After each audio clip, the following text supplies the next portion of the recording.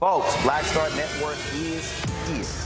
Hold no punches. I'm real revolutionary right now. Black power. Support this man, Black Media. He makes sure that our stories are told. Thank you for being the voice of Black America, Roland. Stay black. I love y'all. All momentum we have now, we have to keep this going. The video looks phenomenal. See, this difference between Black Star Network and Black-owned media and something like CNN. You can't be Black-owned media and be scared. It's time to be smart. Bring your eyeballs home. You dig?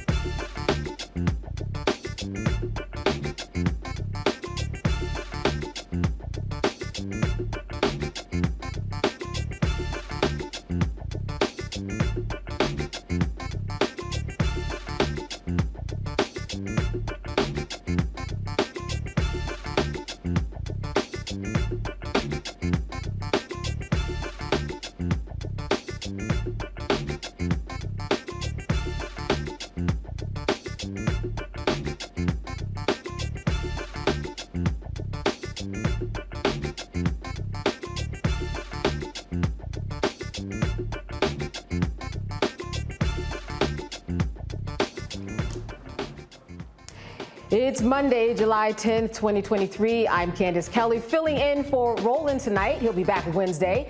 Here's what's coming up on Roland Martin Unfiltered, streaming live on the Black Star Network. An Oklahoma judge throws out a lawsuit seeking reparations for the 1921 Tulsa Race Massacre, killing any measure of legal justice for the last 3 survivors of the deadly racist rampage. Black farmers can finally file claims for the long-awaited $2.2 billion USDA program. The National Association of Black Farmers president will be here to explain why this program is crucial to addressing historical discrimination. Actor and activist Hill Harper is getting into politics as a candidate. We'll tell you what he's running for and against. The legal battle over Aretha Franklin's handwritten wills shows the importance of estate planning. An expert estate planner will explain why you need to think about what happens after you die, no matter how much you have or think you may have. It's also Fibroids Awareness Month, and we're shedding light on this condition that has disproportionately affected women of color. In our Fit, Live, Win segment, the founder of Advocating for My Uterus will explain how to advocate for yourself and learn about your options. And hundreds gathered to say their final farewell to Howard University's Dr. Bill Spriggs. We'll show you some of Saturday's memorial service. Well, it's time to bring the funk on Roland Martin Unfiltered, streaming live on the Black Star Network. Let's go. He's got it. Whatever the miss, he's on it. Whatever it is, he's got the scoop, the fact, the find. And when it breaks, he's right on time and it's rolling. Best believe he's knowing. Putting it down from sports to news to politics. With entertainment just for kicks, he's rolling.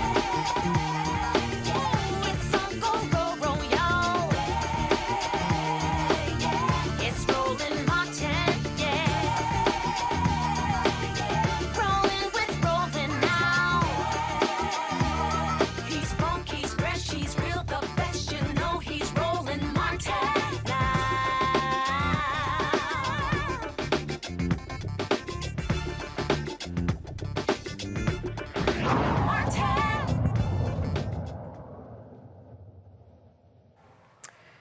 An Oklahoma judge dismisses the reparations lawsuit filed by the last 3 known survivors of the 1921 Tulsa Race Massacre. The 3 had been locked in a years-long court battle against the city of Tulsa and other groups and officials over the opportunities taken from them when the city's Greenwood neighborhood was burned to the ground, killing hundreds and leaving thousands homeless. The city of Tulsa requested the lawsuit be dismissed with prejudice, noting in part, saying that simply being connected to a historical event does not provide a person with an unlimited rights to seek compensation from any project in any way related to that historical event. And apparently, the judge agreed. Well, Demario Solomon Simmons, he's the attorney representing the survivors, and he stood in the historic Vernon AME Church, the only standing Black-owned church structure from the riots. He says that he is not done fighting for justice so far. We didn't expect this because last year, Judge Wall said we could move forward. And so when I had to make that phone call to my clients on a Friday night because I didn't want them to hear about it through the news the way I did. And the question was, how can this happen? She said we were moving forward. And we don't have a good decision, a good reason for that. Because as of today, as of this time, we have not seen a written order.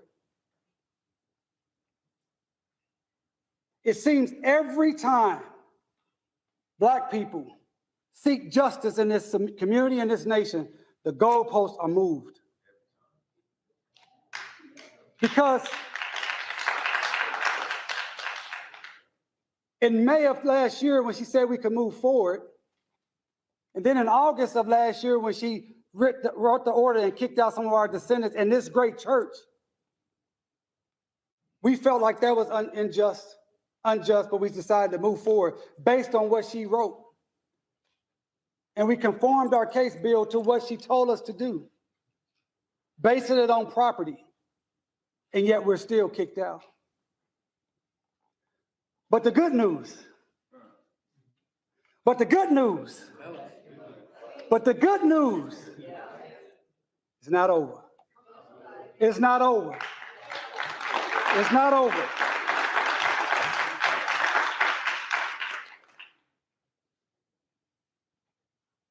This is not a defeat. This is a hurdle. You know, I grew up in a church like this.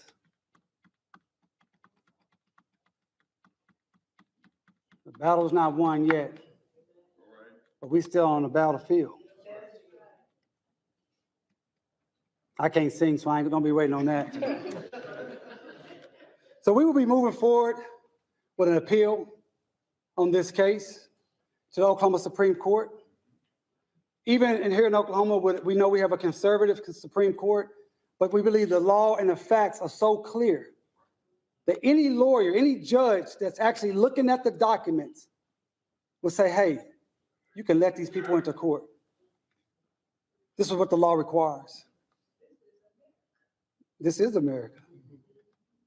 And when we do our appeal, we're going to appeal not only for our 3 survivors, but for those descendants who were kicked out before, and to bring this church, Vernon and Me, which is the only surviving structure from the massacre, to be put back into this case.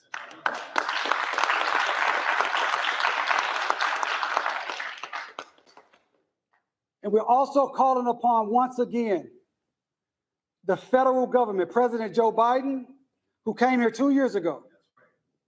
And he stood right across the street, and he acknowledged that the massacre was the worst race massacre in the history of this nation. He acknowledged that the pain, the destruction, the mayhem of 40 blocks being destroyed, planes dropping bombs, 12,000 people made homeless overnight. He acknowledged that and said there needs to be justice. So we're calling on President Joe Biden and the Department of Justice to come in and do a federal investigation of the massacre pursuant to the Emmett Till Act, Cold Case Act of 2007, reauthorized in 2016.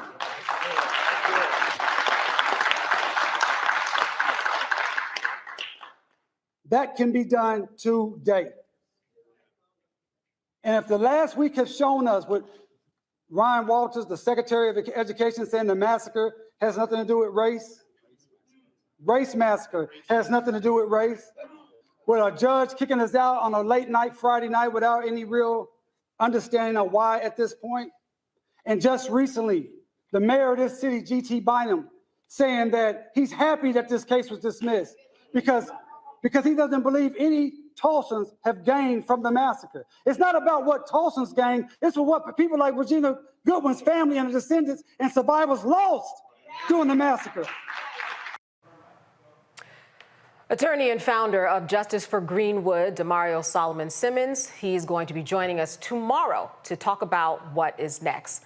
All right, we're going to go to our panel now. I want to welcome Dr. Omayo Congo Dibinga, Senior Professional Lecturer at School of International Service at American University in Washington, D.C., and former Georgia State Representative Renita Shannon out of Atlanta, and political analyst Brittany Lee Lewis joins us from New Jersey, where I am from. Hello, all of you. Good to see you. I want to start with you, Dr. Dibinga. I want to ask you, what is your takeaway from this decision by the court? This has been a battle that has been going on for so long, seemed to have a lot of meat on the bone to it, but legally the court said this just couldn't be done. What is your takeaway?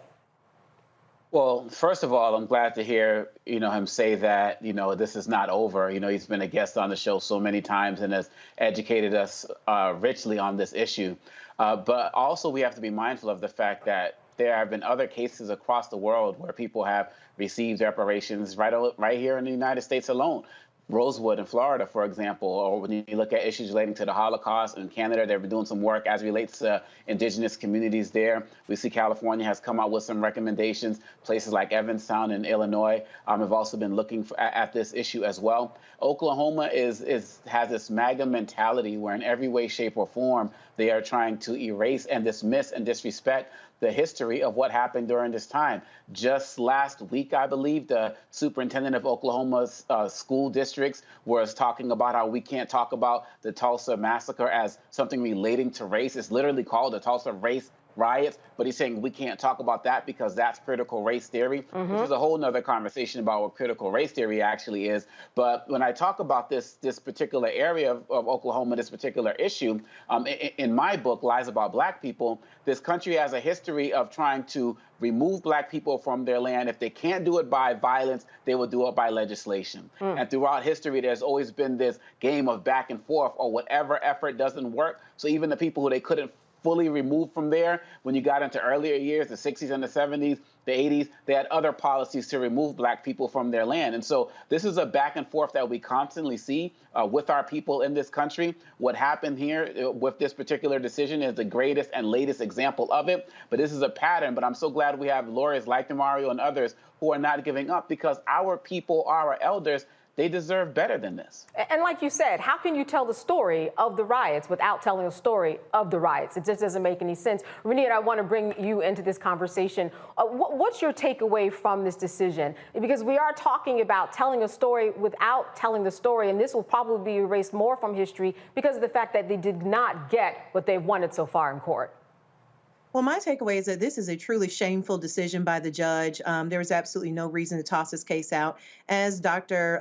Domingo said, we have seen periods in time where folks have been compensated by the U.S. government for poor treatment. So, for example, Japanese Americans who were compensated for being placed in internment camps. And so the Tulsa Race Riots, anybody who knows anything about the story knows that this area was demolished, mostly because it was a Black, self-sufficient, well-to-do town that was completely operating completely self-sufficient, and there were white folks in the area that just didn't like it. And so with this ruling, what I see is the state of Oklahoma deciding that they are going to shirk their responsibility to make these families whole and make those who were impacted by the Tulsa massacre, they're shirking their responsibility to make them whole, and it really is distasteful. But this would be an easy layup for President Biden, for him to have the DOJ step in. The DOJ is there for exactly this. When you cannot fairly get justice from your local government, whether that be city, county, or state, that is when the DOJ is supposed to step in and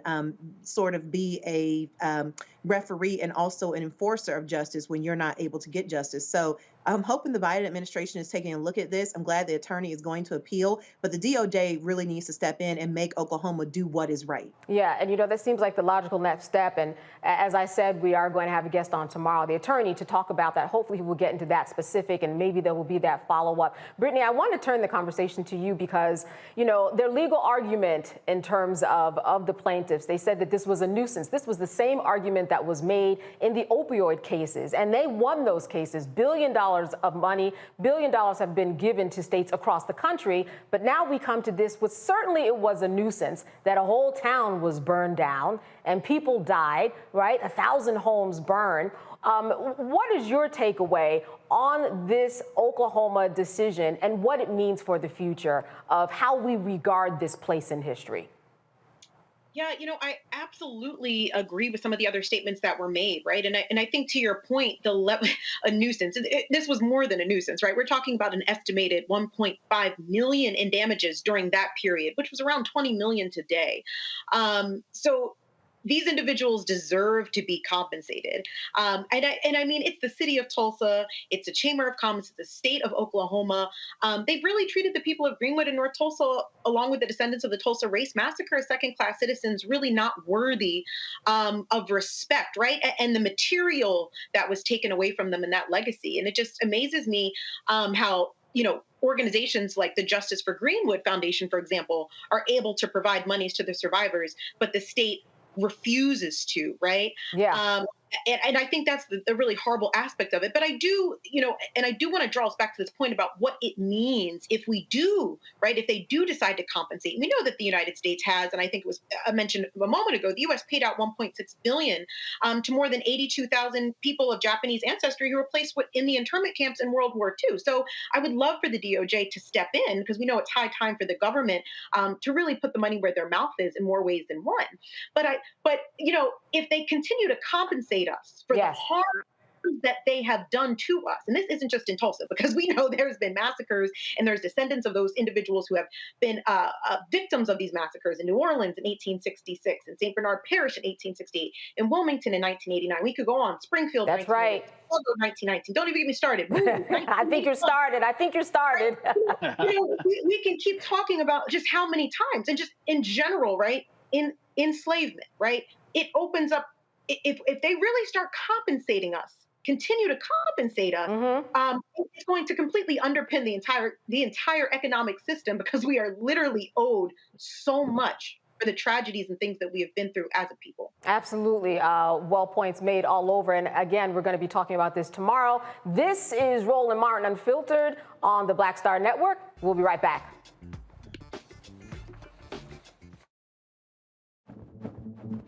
For decades, the tobacco industry has deliberately targeted Black communities and kids with marketing for menthol cigarettes.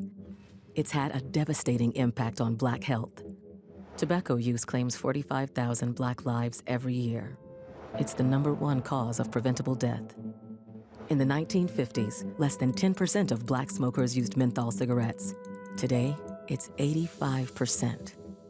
Menthol cools and numbs the throat, making it easier for kids to start smoking. Menthol also increases addiction, making it harder for smokers to quit. Menthol cigarettes are a big reason why Black Americans have a harder time quitting smoking and die at higher rates from smoking-related diseases like cancer, heart disease, and stroke.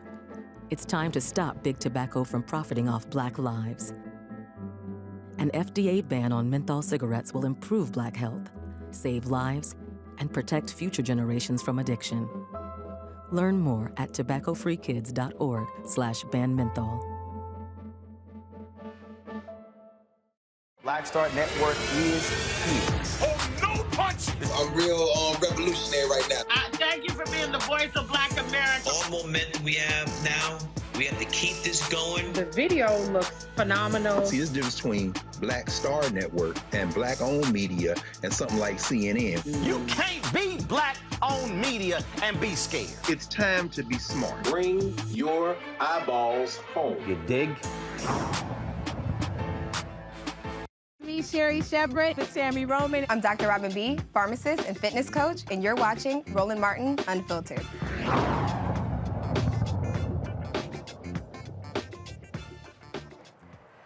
The Biden-Harris administration launches a $2.2 billion relief plan to address the historical discrimination against Black farmers and other marginalized groups.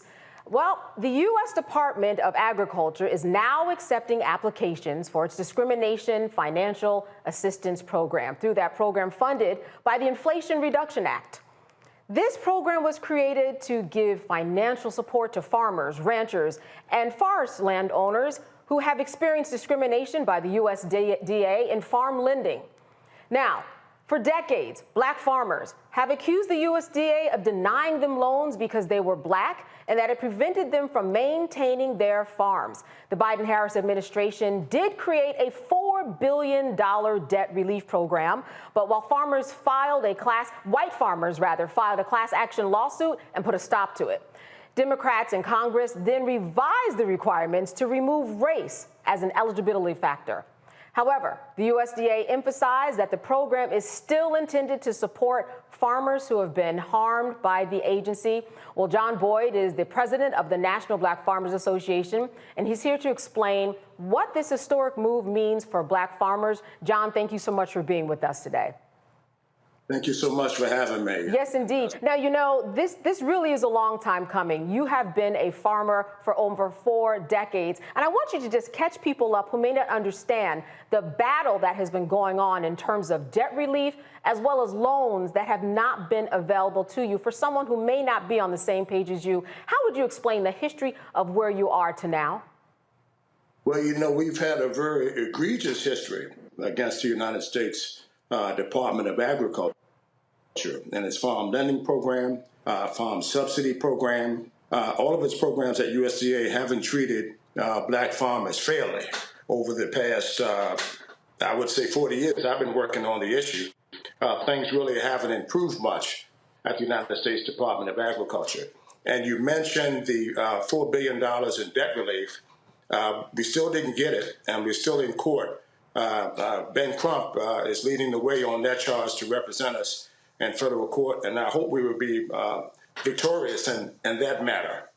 The $2.2 billion, I've read some of the headlines out there that says it's just for black farmers. It's not just for black farmers. I wish it was. The whole $2.2 billion was for black farmers. It's for any person who's faced discrimination at USDA, Hispanics, Native American, Asian, veterans, anyone who feels that they've been discriminated against could take part in this program, this fund. And there were 3 entities that were selected solely by USDA to do the outreach in this manner and process the claims. The National Black Farmers Association wasn't involved in that decision-making process. That's one of the things that have hurt us over the years in Capitol Hill, where these bills pass and then they give the United States, the Secretary of Agriculture, full discretion on implementing them. And it hurt groups like the National Black Farmers Association, who's trying to make things better for black farmers and other farmers of color.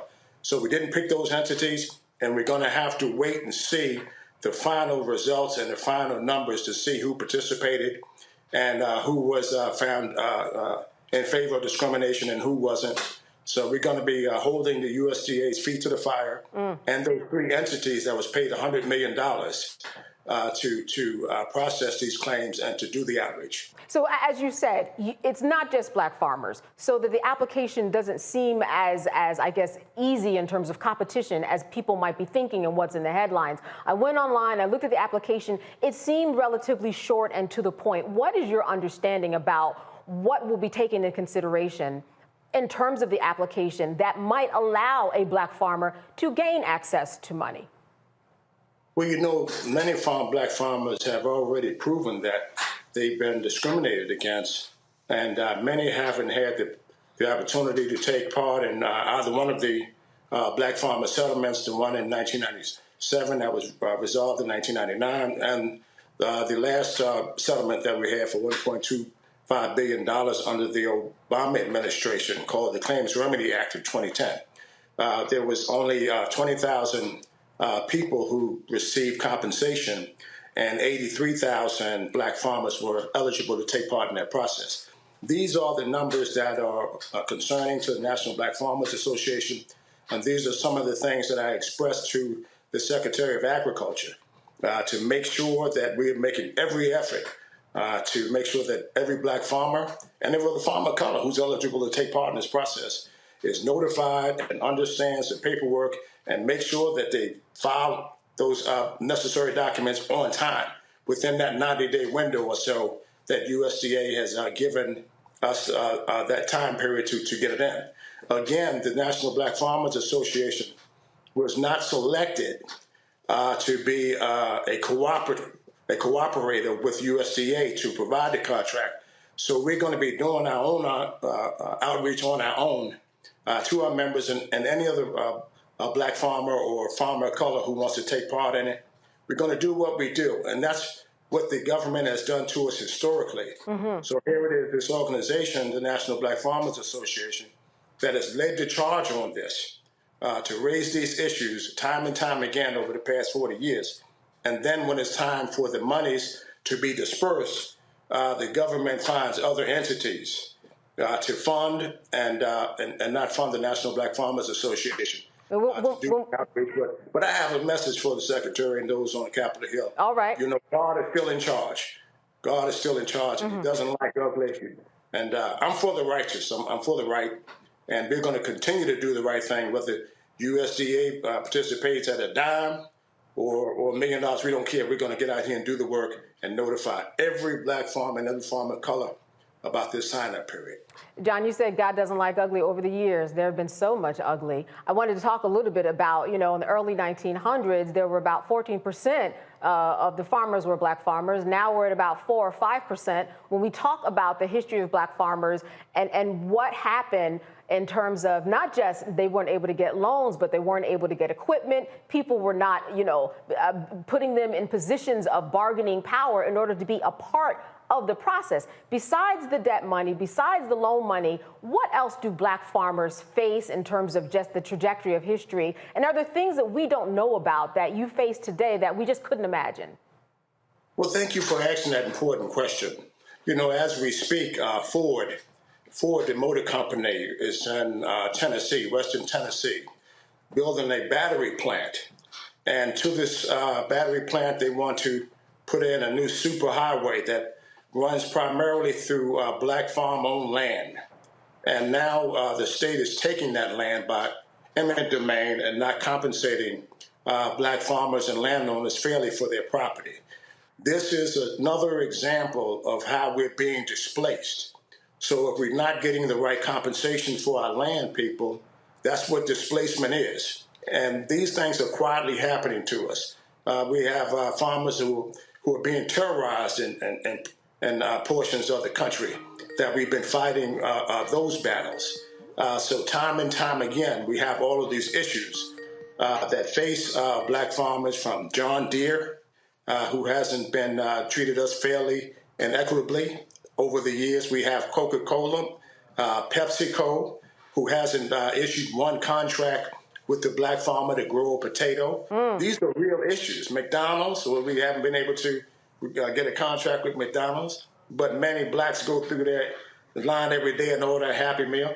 These are things that black people should be understanding, that these companies are just as guilty as the government by taking our land and not treating us with dignity and respect. The United States Department of Agriculture is at the core of the land loss issue for black farmers. We've lost millions of acres. At the turn of the century, we owned 20 million acres of land. Today, we're down to 4 million. Right. At the turn of the century, there were 1 million black farm families strong. 1 in 14 was a black farmer. Today, we're less than 1% of the nation's farmers. And we're facing extinction, and we continue to give everybody a free pass to continue to mistreat us in this country. And I've been up here saying that we're sick of that. And I've been taking a stand, and I got a mule. I named him Jesus. And I brought him to Washington, D.C. when I filed that lawsuit against the government for debt relief.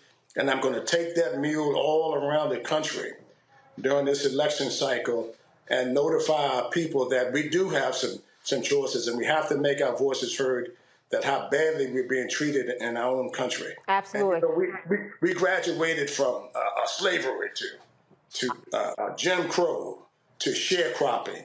And here we are, I'm talking to you in the year 2023. We're just getting a discrimination fund approved. Just getting it approved and having a sign-up period. Again, that we can't even have that name just for black people. We have to share it with everybody else. We're going backwards in this country. Affirmative action. We've lost affirmative action. And it's quietly hasn't been getting the attention on national media that it deserves. Yeah, and I want to jump in, because when we talk about affirmative action and the numbers, it really is all in under the same umbrella. I want to bring our panel in. Renita, I want to start with you. I see you shaking your head vehemently there.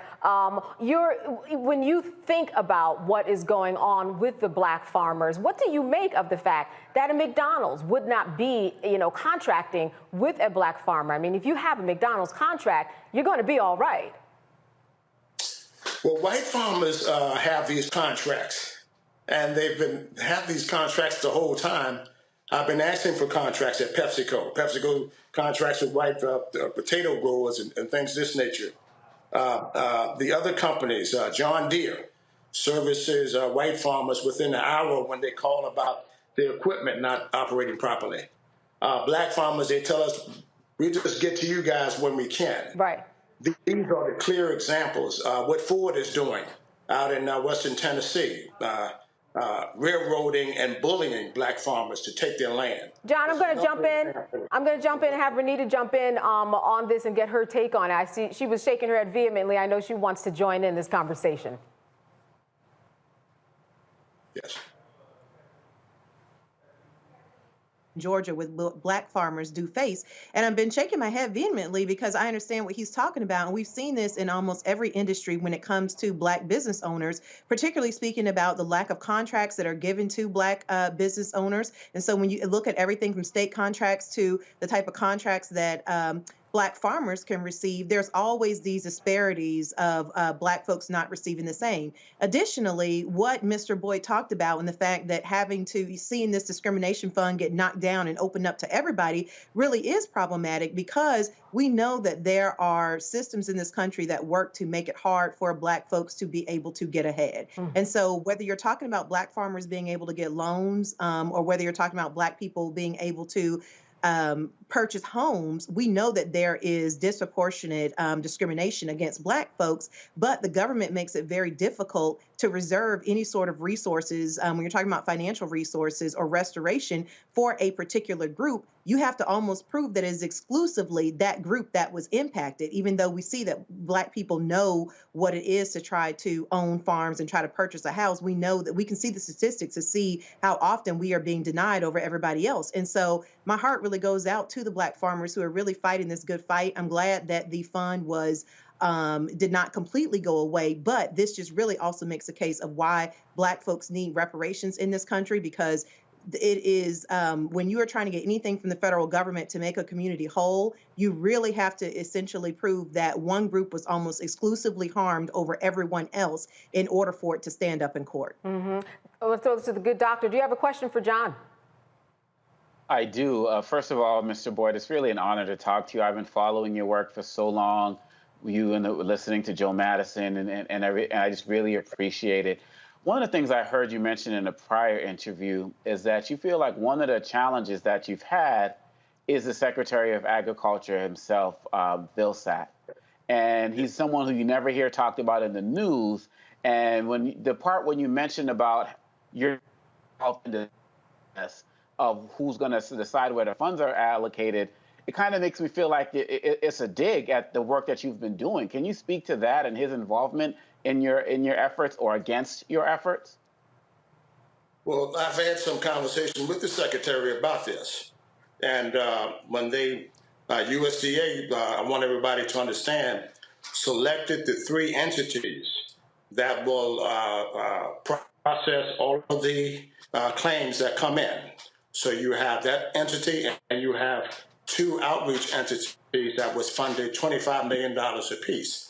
And I was asking the secretary, why are we funding these entities $25 million? And you have the National Black Farmers Association that's been around since the 80s and has over 100,000 members in 48 states. Why aren't we the entity doing the outreach and being compensated to do so? We have the trust of the farmers, and we know where they are, and these farmers know me. That's how they hurt Black leadership and Black organizations. So when the money's come down, there's always a reason why you can't get it. But we still have to do the best that we can to make sure that our 120,000 Black farmers and their families around the country get the right information, get it submitted on time within the 90-day window and stamped and earmarked and all of those things before the deadline. They always get Black people, no matter what kind of fund it is. They always get us on the deadline and 2, the paperwork. And I want to make sure, I've had to turn up this thing a couple of times. I want to make sure that everybody who's eligible, everyone who's eligible, should be able to take part in this process. And I'm going to do my very, very best on that. And Brittany, we have time for a quick question. Yeah, sure. I just want to say thank you so much, Mr. Boyd, for all of your work. Since we're getting ready to wrap up, I'd really just like to know how we as the Black community can do more to support our Black farmers.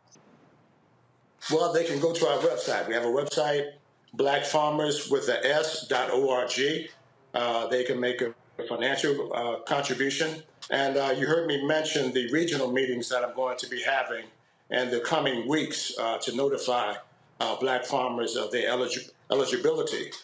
We would like those persons to spread the word after they look on our website and see what locations we're going to be in, primarily around the southeastern corridor of the United States, and help us spread the word. Like I said, we didn't get funded, so the community can support us. They can go right online and support us today at blackfarmers.org. All right, John Boyd, president of the National Black Farmers Association, I want to thank you so much for being with us. I understand that those decisions on the application will be made by the end of the year, so I'm sure that we'll be having you back. Roland Martin Unfiltered will be right back, right here on the Black Star Network. Hatred on the streets, a horrific scene, a white nationalist rally that descended into deadly violence. White people are losing their damn minds. As an angry pro-Trump mob storms the U.S. Capitol, we've seen We're about to see the rise of what I call white minority resistance. We have seen white folks in this country who simply cannot tolerate black folks voting. I think what we're seeing is the inevitable result of violent denial. This is part of American history. Every time that people of color have made progress, whether real or symbolic, there has been what Carol Anderson at Emory University calls white rage as a backlash. This is the rise of the Proud Boys and the Boogaloo Boys. America, there's going to be more of this. Here's all the Proud Boys, Dave. This country is getting increasingly racist in its behaviors and its attitudes because of the fear of white people. The fear that they're taking our jobs, they're taking our resources, they're taking our women. This is white fear.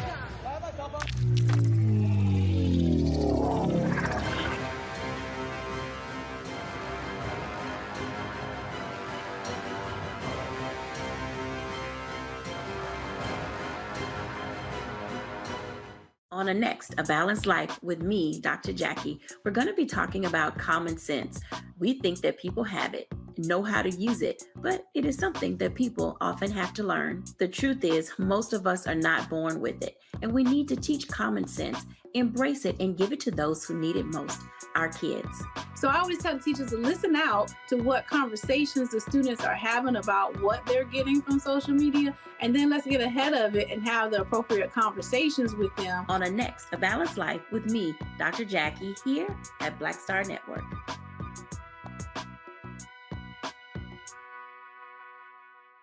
I am Tommy Davidson. I play Oscar on Proud Family, Louder and Prouder. Right now, I'm rolling with Roland Martin, unfiltered, uncut, unplugged, and undamn believable. You hear me?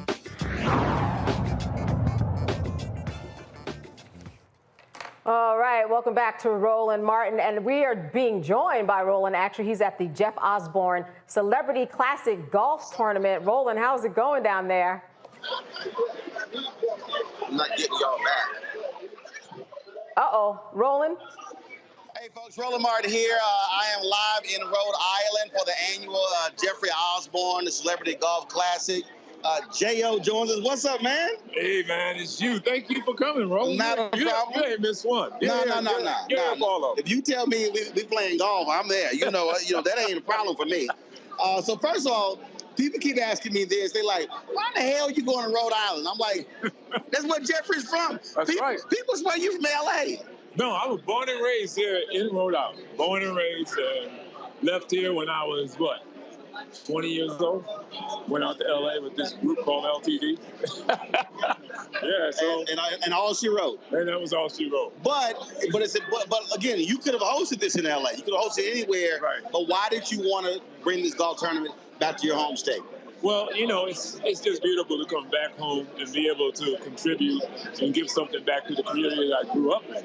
I mean, anybody can do it in L.A., It's a little tougher here because I got to fly people a long way to get here, but it means so much more. I always joke with Jeffrey, the black population of Rhode Island dramatically increases every year around this tournament. You are right. You are right. Oh, man, it was tough growing up. I had to play with most of the guys that were working their way through Berkeley School of Music. There was no black musicians for me to play with. I was growing up. That's crazy. It's a few folk here, but it ain't that many here. No, it's less than when I was growing up. No, wow. Yeah. Wow. It's a big Hispanic population here, so Just what it is. Now a lot has changed because we used to have the annual softball tournament. Yeah. But then that was fun. A whole bunch. That was fun. But it was fun. But a whole bunch of them old geezers wouldn't pay attention. It's called stretching before we play. Oh man! Oh, you remember all that? Oh, you remember Johnny Gill when he strained his butt muscle. James Worthy when he blew his hamstring. That's right. Exactly. It was so many injuries. Y'all, Jeff was like, "Yeah, we can't do the softball game. We can't do the softball anymore." You're all right, though. There was a lot of injuries. Hey, stretching helps, bro. And then we did bowling. We did bowling. Yeah, we did the first year. Second year, we did basketball tournament. The Magic came. We did one at Providence College. Did a little basketball thing, and that was fun. And then we flipped over to softball. Okay. And now they sold the stadium. It was the Pawtucket Sox. Right. It used to be the Red Sox farm team. They sold that stadium, so they're longer in there anymore. Oh, so wow. Yeah. Wow, that was always fun. That was fun. I got some great video. One of you I hit a home run. What? You hit a home run? Oh, absolutely. Oh no, I got the video. Oh, you got it? Oh, I got the video. And I danced around all the bases. I remember that. I do. I danced around the bases. Even we had Kareem on first base, and he couldn't bend over to get him. Oh my God! I was like, why is his big ass on first base? That was hilarious. I was like, what? But then, of course, that was cracking me. I remember y'all brought a basketball goal out, and Magic Kareem had a free throw shooting contest, and they couldn't hit a damn thing. I'm like, they Hall of Famers? And then Kareem did the skyhook thing, and he couldn't. They were like, look, we retired. We retired. It was obvious they retired. Now, one of the highlights, and again, I got a lot of great stuff. One of the highlights is also the music battle that always happens. When last time, because I think when was the last time? Freddie Jackson, the whole back and forth. But then you and Eddie Levert normally get into it. Right. But the My Girls sing off. Oh, that was wild. That was wild. With Smokey. And then Chris Tucker got in it. That boy can't sing. That boy can't sing. No, but he's funny as hell. Right, he is funny. He is fun. And then Sid wanted to hop in too. Sid's always hopping. So it's always fun. Now, tell folks though about the charities that you support with the proceeds from the tournament. Well, we have like 6 charities we support. The big one is Boys and Girls Club. All of us came up in the Boys and Girls Club. So the Boys and Girls Club, the Amos House, they support people, take people off the streets, feed people every single day. It's a great organization. St. Mary's Home for Children, another organization, they support abused children, so that's important for us. We have the Met School, it's an alternative high school where kids can go and learn a trade that they really want to move on to the next level. We have Buttonhole, which is a only 9-hole golf course in Rhode Island that kids can go and learn how to play golf. And they come to the public schools during recess and talk to the kids about golf and teach the kids how to play golf. So that's a real important one for us too. So we, in the Rhode Island Philharmonic, we together try to put music back into the public school systems because that's the first thing that they cut out. Is always, you know. So those are the 6 charities. Well, that's crazy. Crazy. Look, I played cornet at elementary school, bass baritone horn. Yeah. I played cornet at elementary school, bass baritone horn in middle school and high school. Brother played trumpet. One sister played flute. One played clarinet. I got one sister, she ain't played nothing. She the black sheep of the family. I don't know what the hell she was thinking. Yeah, she was laughing at y'all. We all give her the side eye like, your ass didn't play no instrument. Right. Be like, I don't know what's wrong with you. But one of the things, and I've long maintained this, that the reality, playing music for me was huge when it came to education. Yeah. Because again, exercising that creative side and also discipline. Right. Have reading music. I mean, the whole. And so, to me, it is a shame that we do not have the arts in a huge way in our schools. Yeah, and it's a proven fact that it actually helps with education, having a music system in the schools. I remember back in the day, they used to give us instruments. Right. You didn't have to have your own There you go. instrument. That's right. I rented. Yeah. Yeah, exactly. So we're trying to bring that back, and hopefully we can help, get some of these young kids back into really playing music instead of sampling everything. Absolutely, absolutely. Now, we talked. So y'all look forward to our Rolling with Roland interview with a great conversation with Jeffrey. Right. You can actually go to our season 1. You go to our Black Star Network app, you go to YouTube channel, you can actually watch it. And one thing that we talked about was how during COVID, we went and took voice lessons and went back to playing drums. I did. Because like, well, I ain't got nothing else to do. Right. And so, because this is the first tournament since COVID. Yeah, and so, what was that? How crazy was that experience again? You going back to the basics of music. It was important. It was very important because, you forget that over the year. I take things for granted. And I was working all the time, so I never really took time to sit down and do exercises. And I was like, wow, this is so important. And it just opened me up. So it was great. We got back to my creative self. Things that you kind of, just don't do anymore. And I actually got behind the drums. I sat, that took me about 6 weeks, and then I dropped that one real quick. Why? What happened? Hey, it's just, that's how you started. Oh man, it's just you gotta do it every day. Especially when you haven't done it in years. Right. It's a whole different muscle reaction to playing drums. So, I did it for a minute. I'm like, yeah, I'm good. Yeah, I'm good. You're like, I'm gonna go back out to that microphone in the center of the stage. Right. Like that's your job back there. That's your job back there. Yeah, but it was fun, definitely. Talk about some of the folks who are here and one of your longtime buddies over there in his pink or is it red seersucker suit, Smokey Robinson. Smokey Robinson is a miracle. You know what I mean? He really is. He's amazing. He's in incredible shape. He still sounds incredible. Yep. He's just one of the nicest people I ever met, and gave me one of my first jobs when I went to LA struggling with LTD. I ended up playing drums with Smokey. Wow. So, we've been close for so many years. Great friend, play golf with him all the time, and he always supports me. He's always here at every single tournament. Yep. So I love Smokey, man. Now, so that's interesting. So you played with Smokey, but wasn't your first major gig, was it with the OJs? It was the OJs, right. 15 years old, played a little nightclub here. 15? 15. How your ass get a nightclub? I used to have my local band, so I could play in a nightclub. I just couldn't hang out. You gotta go through the back door, really. Right. They like, you can't come through the front door. That's how I got to gig with them, because Columbus Holder said, come up and see the OJs. And I went up, and because they had a little problem with the drummers. So I talked to Eddie after the show. He said, you want to come up and audition, but bring some older guys. So I brought a few guys, and I ended up getting a job.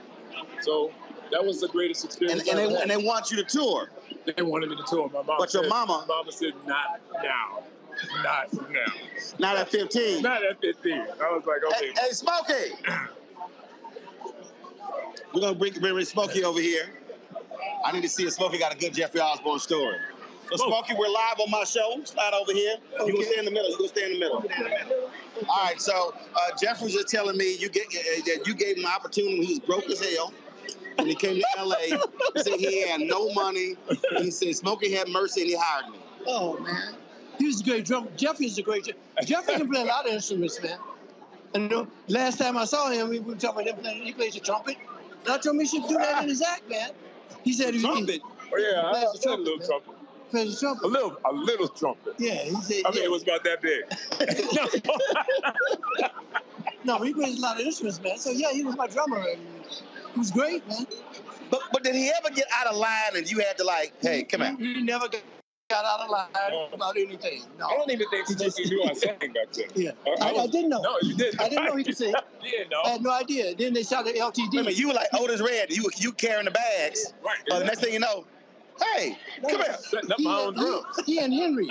Henry was a bass player. And they started LTD, man. That's when I found out he could sing. Mm-hmm. And he could really sing. Right. Yeah. I think that singing thing has worked out a little bit. I think so. I think it worked out just a little bit. Yes, indeed. Now, speaking of that singing thing working out a little bit, folk been making fun of you because they posted a video of you in your red leather suit and your new album, Gasm. And I was like, why y'all hating? If you 82? Yeah. I said, if you 82, what? I said, hell, if you 82 and you can still groove, shut the hell up. I agree with you. Well, wait. Did you say he can still groove? Yeah. Okay. Yeah. Well, Smokey on stage, he was. Oh, yeah, Smokey be getting down. He was working it, and he was like, look, I still got this. Well, Have you seen him on stage? They say. Yeah. He kind of has a gasm up there. Exactly. Jeffrey trying to sell albums.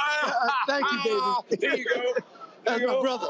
Yes, indeed. But how does it feel, again, at this age, and to look out in that crowd and for both of you to still see that loyal fan base supporting real music, real singers, and no auto-tune? You know what, man?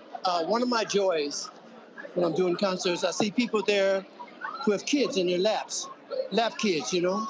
And the first time I ever saw them, they were in their parents' laps. You know what I mean? So that... Generational. I love that. It is. Amazing. I love that. For you? I mean, I love to see youth at my concert. That's the greatest thing to see. You know, it's all races, all creeds, all colors, all everything. Right. All we get is people coming up and saying, "My mama loves you." Yeah.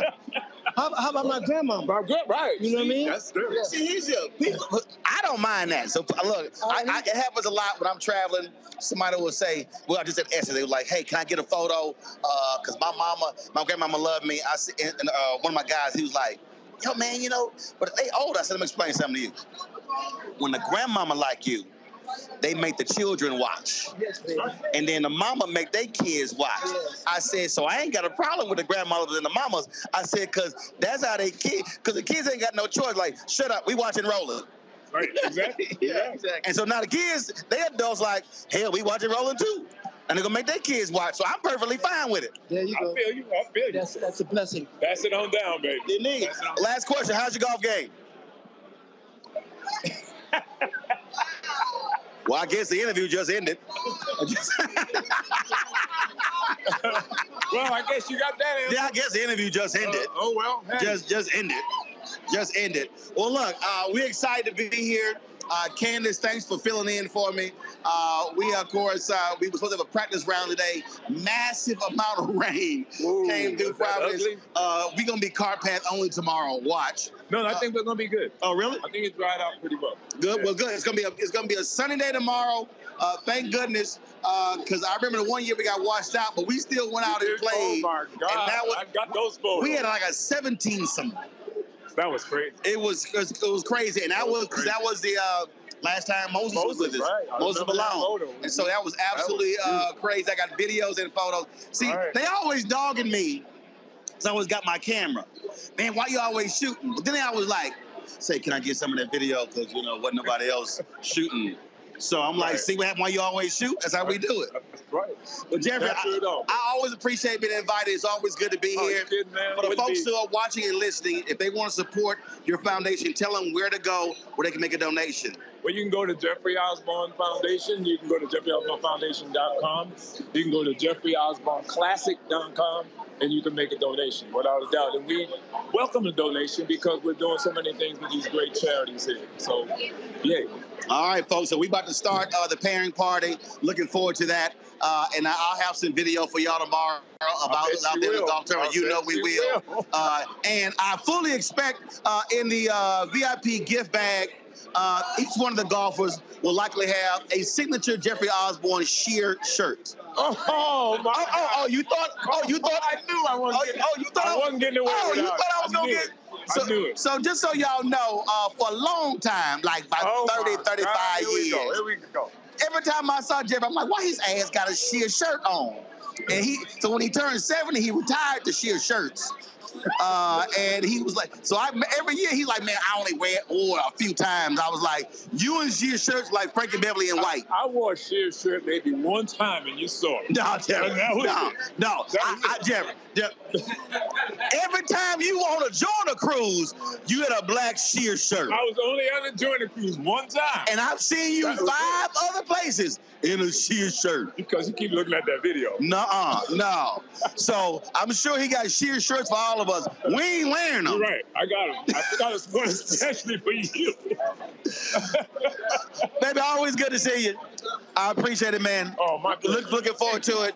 I'm put you to work tonight. Oh, ain't no problem. Ain't no problem. Look, I know how to raise money. I know.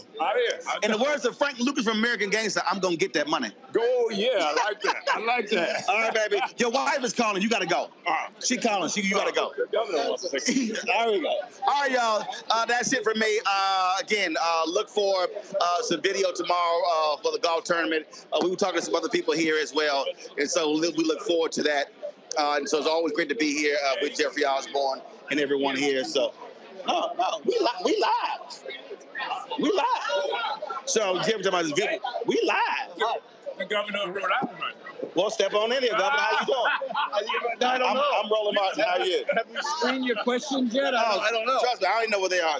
Yeah. So first of all, Governor, let me ask you this here. A native son here and bringing this golf tournament here back home. Well, first of all, having a native son care about Rhode Island that has such a, had such a great career is really good for Rhode Island. So in all seriousness, Jeffrey, thank you so much. And one of the things that and I've shared this with Jeffrey, is that our roots go real deep in Boys and Girls Club work. So when I hear that, we're one of the sponsorships that you're providing is in that area. And then the other area we have deep roots on is in education. So we're starting a strategy in Rhode Island to add 1 million extra hours of learning time out of school. And we're engaging with municipalities all around the state to make that happen. So when you see a young person like this, right, of his stature, that willing to be in Rhode Island and invest in Rhode Island, there's not words that can express that appreciation on behalf of the people in the state of Rhode Island. So when Jeffrey starts singing, do you get up and dance in a little groove? Well, I'm not really that good of a dancer. My wife Susan has put up with me.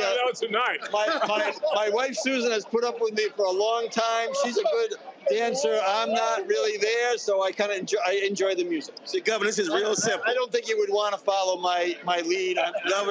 Governor, to grooving or dancing. Governor, keep it real simple. All you gotta do is do this here. Yeah. That's it. I get that. Okay, no, that's not what I just did. No, you gotta have like a little dip. You gotta, here, then here. I've had friends that have tried to get through those things for a long time. They've given up on me. I think you would too in about another 10 minutes. So we'll leave it right there, right now. Well, we appreciate it. Thanks for coming out, supporting the foundation. Glad to be here. Yeah, and let everybody out there know. Look, this the classic here, the Jeffrey Osborne Classic, is something really worth investing in and contributing to. All right, well, appreciate it. Thanks so much. All right, folks, that is it. That was a surprise. That is it here. And so glad that y'all could join us as well. So again, we'll be have stuff tomorrow. We start, I forgot the morning time we start. So I'll see you guys tomorrow right here in Roland Martin Unfiltered on the Black Star Network. And so Candace, back to you. All right. Listen, I would say have a good time, but I don't think I have to do that. He's clearly having a good time. I want to see some of that video of the governor dancing. We'll look for that. Jeffrey Osborne and Smokey Robinson and Roland. We'll be back after a break with more Roland Martin Unfiltered. My early days on the road, I learned, well, first of all, as a musician, I studied not only piano, but I was also drummer and percussion. I was all city percussion as well. So I was one of the best in the city on percussion. There you go. Also studied trumpet, cello, violin, and bass, and any other instrument I could get my hand on. And with that study, I learned again what was for me. I learned what it meant to do what the instruments in the orchestra meant to each other in the relationships. Right. So that prepared me to be a leader. That prepared me to lead orchestras and to conduct orchestras. That prepared me to know to be a leader of men, they have to respect you and know that you know the music. You have to be the teacher of the music. You have to know the music better than anybody. There you go. Right, so you can't walk in unprepared.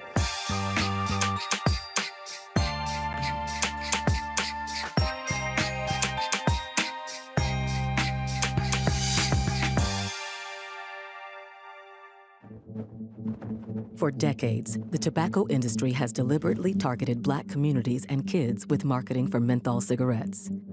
It's had a devastating impact on Black health. Tobacco use claims 45,000 Black lives every year. It's the #1 cause of preventable death. In the 1950s, less than 10% of black smokers used menthol cigarettes.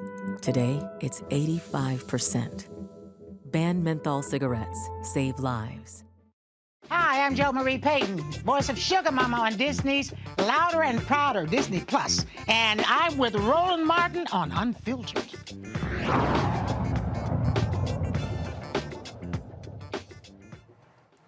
Well, the ongoing battle over the late Aretha Franklin's estate continues as her sons dispute 2 handwritten wills 5 years after her passing. Now, when we take a look at this, you're going to find that a Michigan court will decide which handwritten document will determine the distribution of her assets. Her 4 sons are divided, each supporting a different version of the will, of course. Ted White, the second, he believes the 2010 document should guide the estate's handwritten will, while Aretha Franklin and Edward Franklin favor the 2014 will. The documents discovered, they were in Franklin's Detroit home months after her passing. Well, they contain conflicting instructions on the distribution of the assets, of course, and of course the role of the executors. And here's another twist. Despite the lack of a formal typewritten will, Michigan law allows any handwritten documents to be considered, adding complexity to this high-stakes legal showdown. Well, we're now going to be talking about the importance of estate planning, of course, because according to caring.com, 1 out of every 3 Americans is without a will. And they say that it's because they have nothing to leave behind, but they probably do. In the 2002 Wills and Estates Planning study, procrastination was the #1 reason that Americans don't have a will, with 40% saying they just haven't gotten around to it. Other reasons for people not having a will: not knowing what to include or how to get a will, or they think that estate planning is the process is just too expensive, which sometimes it is. Well, to discuss the importance of all of this in estate planning is the president of the Association of Black Estate Planning Professionals Incorporated, Amy Griffith. She joins me here from DC also. Hello, good to see you.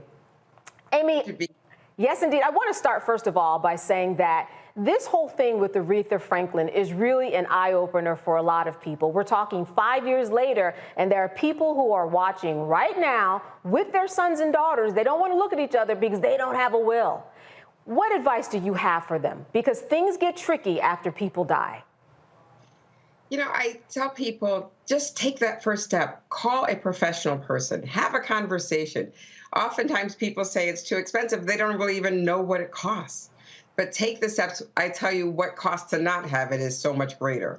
Yes. Now, when we talk about the first steps to getting a will, when we look at what's going on with Aretha Franklin, Michigan has specific laws, but across the country, I guess the first advice maybe would be to look at the laws of the state to understand what's going on there. Because from what I understand, these were handwritten wills, even scribbles in the side of margins, all of that count in Michigan. So would your advice to be to someone, even if they didn't have an attorney, to at least, at the very least, type 1 copy of the will and have it signed and notarized?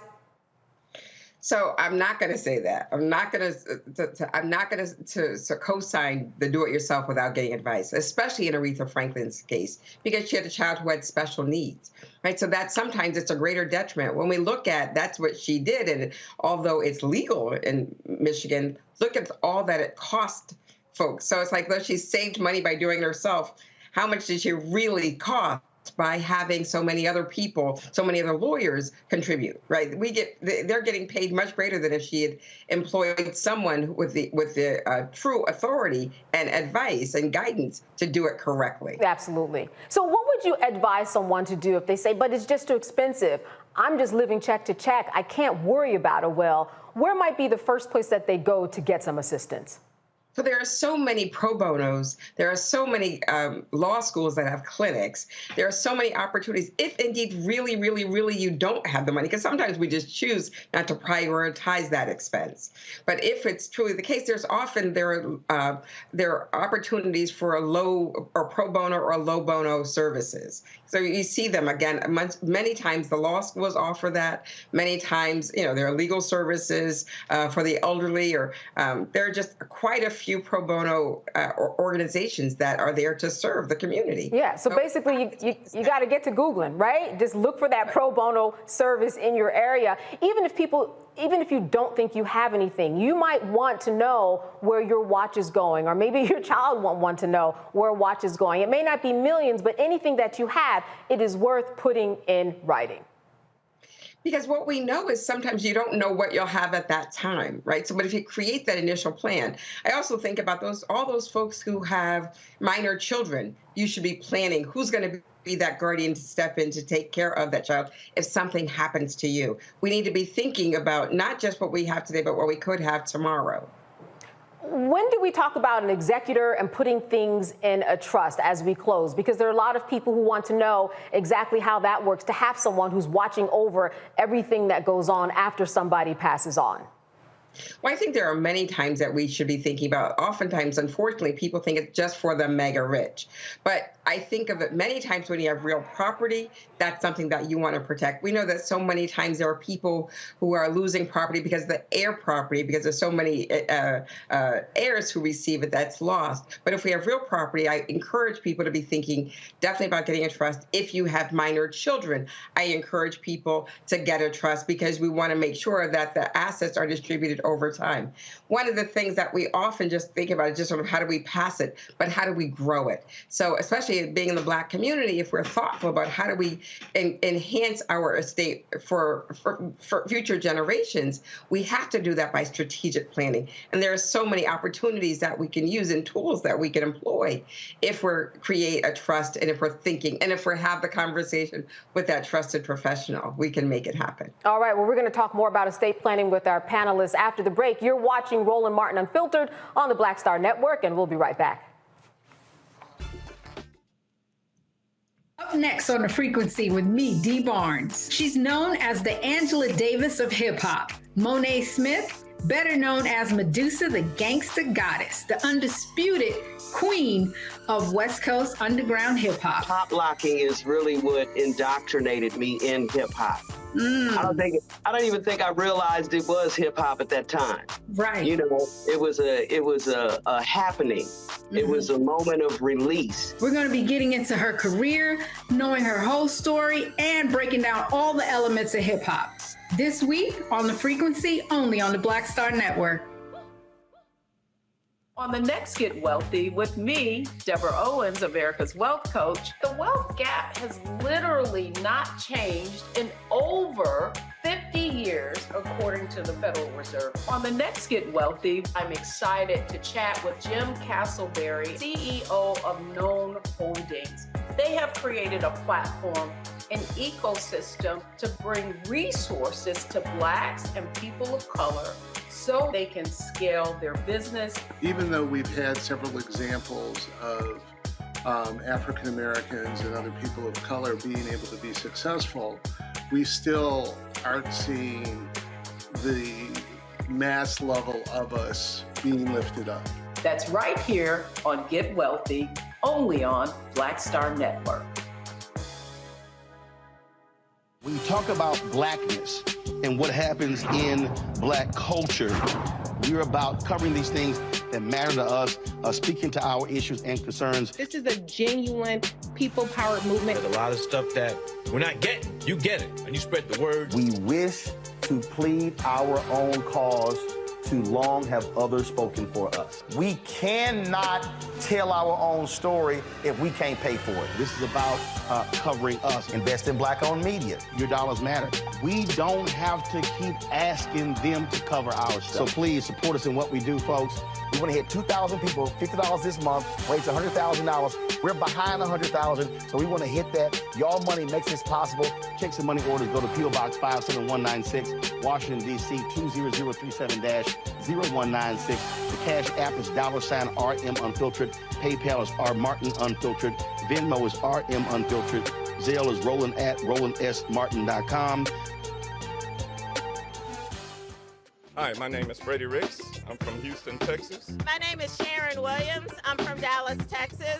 Right now, I'm rolling with Roland Martin, unfiltered, uncut, unplugged, and undamn believable. You hear me? All right, so before the break, we were talking about Aretha Franklin and the fact that her whole estate is under scrutiny and in court right now because she did not have a will that her 4 sons could decide upon. One of the wills was found in her cushion of her couch. Her estate is worth about $80 to $100 million. So with that in mind, we're talking about wills.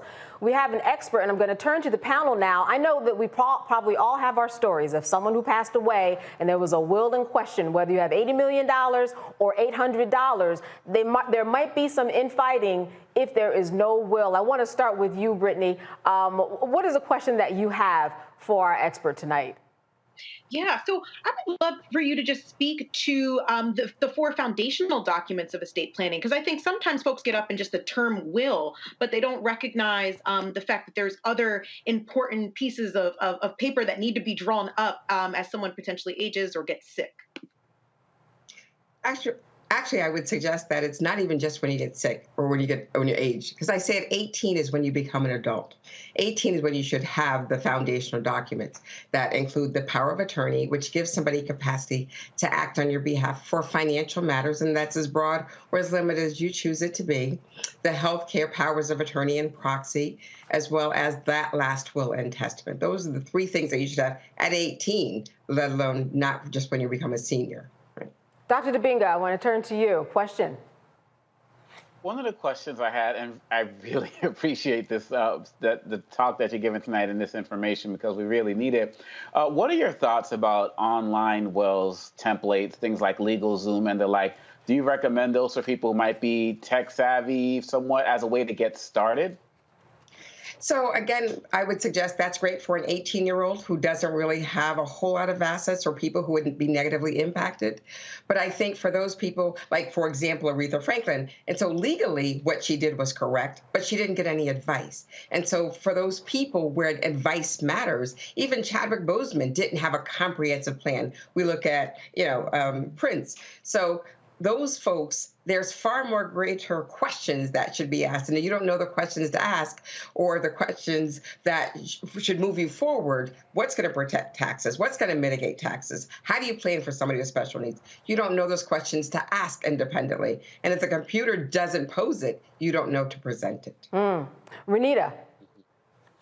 So just to further lay out the case of what you're saying about needing to involve a professional to help you with your estate planning, using the Aretha Franklin case, can you tell us, because, Michigan's not the only state that allows a handwritten will to be considered in court. So what is the reason that they wouldn't just, in this case, they're not just going with the most recently dated handwritten will? Like, talk to us about some of the problems that can come up with doing that. So some of the times, people find reasons to contest a will because if they think that the person isn't of sound mind or if there was undue influence. Those are 2 of the reasons that people typically contest a will, right? And so, but one of the things that we think about is we don't know what the position was, who it was for, or who drafted it. And so one of the things that typically, because it's handwritten, it looks like you can judge somebody's handwriting and say who is it. But did it really have undue influence? So we don't know that. So, and I would say the sooner the better, too, right, Amy, in terms of having someone do a will who's a parent or not at 40 or 50 as opposed to 70 or 80, because then that opens the door for contesting because people may not be of sound mind or have more of the opportunity to be under an undue influence. So the sooner the better, I think, is a good lesson here. Well, I think the sooner better because we don't know when it's too late. Right? Yeah. Because if we don't know, tomorrow's not promised, especially being Black in America. Tomorrow is definitely not promised. And so, I've had people who are in their 30s all of a sudden be fallen into sort of significant catastrophic illness because it's not just planning for death, but it's also planning for incapacity. So we're able to make sure that we have the right people in place to identify who's going to care for us when we can't care for ourselves. So we have about 20 seconds left, and I want to get this last question in. This is a case of Aretha Franklin that has gone to court today. What do you think is going to be the outcome of this? You're the expert, you've got 2 wills, you've read the facts. What is your feeling one way or the other? So the greater probability is that the most recent, as long as it cannot be determined as invalid. But the problem is, again, what we should be trying to do is avoid probate in general. And so I know we didn't get a chance to talk about what a trust is in great length, but the The trust avoids probate while the will directs probate. And that's one of those things that costs the family, that costs in so many different ways. So I encourage people to, again, have that advisor so that you know that, again, the goal isn't to get through probate, but to avoid it. Absolutely. And you know what happens is that once you have a will that's not in place, not only do you waste time, but you are wasting money in order to try to get the will to kind of make sense, and you're fighting for that. So many reasons to have a will. I want to thank you so much for being with us today, and good to see you. More of Roland Martin Unfiltered when we come back after a break. Next on the Black Table with me, Greg Carr. Succession. We're hearing that word pop up a lot these days as our country continues to fracture and divide. But did you know that that idea, essentially a breaking up of the USA, has been part of the public debate since long before and long after the Civil War? Right up to today. On our next show, you'll meet Richard Crichton, the author of this book, who says breaking up this great experiment called America might not be such a bad thing. That's on the next Black Table, right here on the Black Star Network. I'm Faraji Muhammad, live from LA. And this is The Culture. The Culture is a two-way conversation. You and me. We talk about the stories, politics, the good, the bad, and the downright ugly. So join our community every day at 3 p.m. Eastern and let your voice be heard. Hey, we're all in this together. So let's talk about it and see what kind of trouble we can get into. It's The Culture, weekdays at 3, only on the Black Star Network. Hatred on the streets, a horrific scene, a white nationalist rally that descended into deadly violence. White people are losing their damn minds. As an angry pro-Trump mob storms the U.S. Capitol, we've seen shooting. We're about to see the rise of what I call white minority resistance.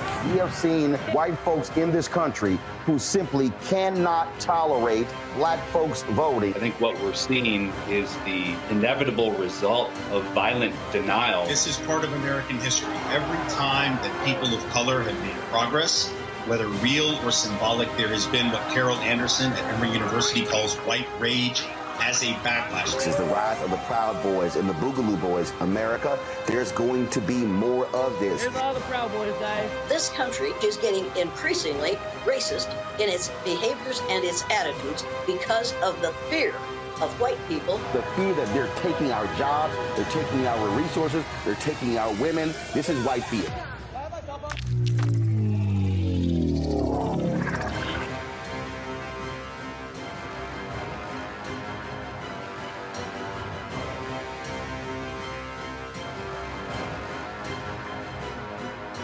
On a next, A Balanced Life with me, Dr. Jackie, we're going to be talking about common sense.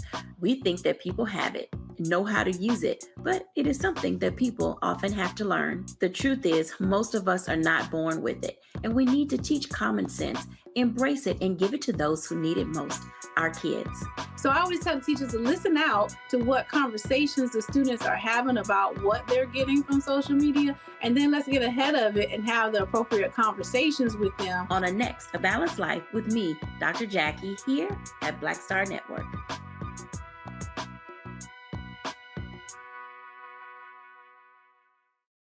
My early days on the road, I learned, well, first of all, as a musician, I studied not only piano, but I was also drummer and percussion. I was all city percussion as well. So I was one of the best in the city on percussion. There you go. Also studied trumpet, cello, violin, and bass, and any other instrument I could get my hand on. And with that study, I learned again what was for me. I learned what it meant to do what the instruments in the orchestra meant to each other in the relationships. Right. So that prepared me to be a leader. That prepared me to lead orchestras and to conduct orchestras. That prepared me to know, to be a leader of men, they have to respect you and know that you know the music. You have to be the teacher of the music. You have to know the music better than anybody. There you go. Right, so you can't walk in unprepared.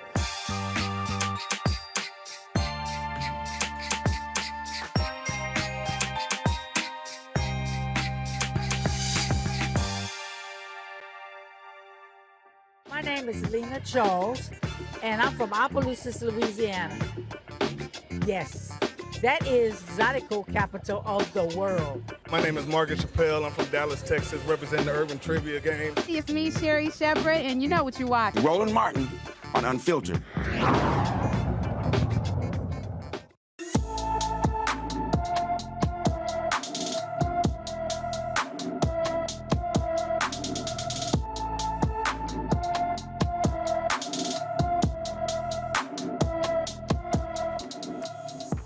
Delasia Burton has been missing from Birmingham, Alabama since June 2nd, 2023.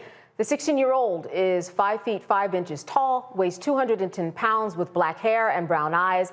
Anyone with information about Delasia Burton is urged to call the Birmingham, Alabama Police Department at 205-328-9311. Saturday, hundreds gathered on Howard University's campus to bid farewell to one of their own, Dr. Bill Spriggs. Dr. Spriggs was a friend of this show. Here's some of Saturday's memorial service. His transition, I think, probably has us all thinking about eternity. The ancient Egyptians had a couple of words for eternity, neheh and jet, but ultimately they mean, in a sense, being everywhere. We're all in time and space as far as our limited perception of it, but we exist everywhere at once. And Bill Spriggs was everywhere as he walked on top of the earth. And during COVID, as all of my colleagues, Terry Adams sitting there, Jules Harrell, so many others would tell you, he was always on social media, but then in COVID, he was always in a square box somewhere, sometimes 5 or 10 times a day. And he literally went everywhere during that period. So a lot more people found out what I got to find out in person, like many of us. This is the guy we should be listening to. He clowned me for missing this year's recognition ceremony.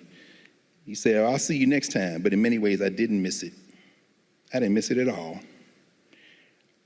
Because Bill Spriggs is now no longer on top of the earth. He's everywhere.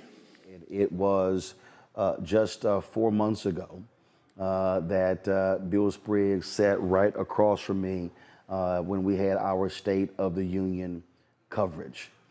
We had a number of people who were in studio talking about the State of the Union address, and it was electrifying because we had so many different people with different perspectives.